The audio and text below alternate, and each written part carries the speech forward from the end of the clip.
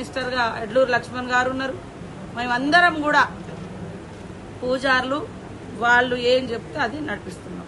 ఇలా ఒక్కటి కూడా మా రుద్దుడు కానీ మా ప్రమేయం కానీ లేదు. అందుకోసం తప్పుడు ప్రచారాలు చేసి తల్లుల యొక్క ప్రతిష్టను దిగజార్చే ప్రయత్నం చేయకండి దయచేసి. ఎందుకంటే ఏమో అవుతుంది అంటే దేవుడి మీద ఉన్నటువంటి భక్తిని విశ్వాసాన్ని తగ్గించిన వాళ్ళు అవుతారు. మా మీద ఏమన్నా విమర్శలు ఉంటే మమ్మల్ని సూటిగా అడగండి, పెట్టండి.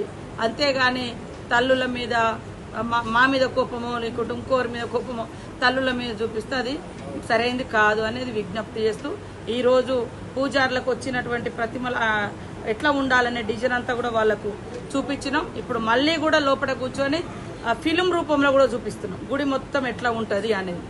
అది వాళ్ళందరూ యాక్సెప్ట్ అయిన తర్వాత ముఖ్యమంత్రి గారితో మాట్లాడి మీకు పూర్తి ఫిలిం బయటకు వస్తుంది. అంతిమంగా వాళ్ళు మాకు 2 రోజుల క్రితం కొన్ని ఈ బొమ్మలు ఉండాలి, ఈ ప్రతిమలు ఇవన్నీ ఉండాలి, ఈ రూపాలు ఉండాలి అని ఇచ్చిర్రు.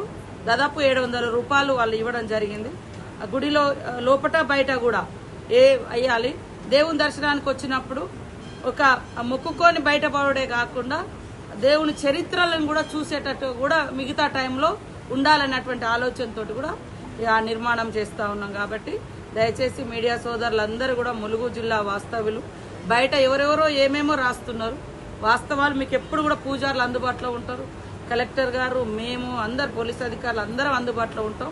కాబట్టి ఎప్పటికప్పుడు వాళ్ళ అభిప్రాయాలు తెలుసుకోండి.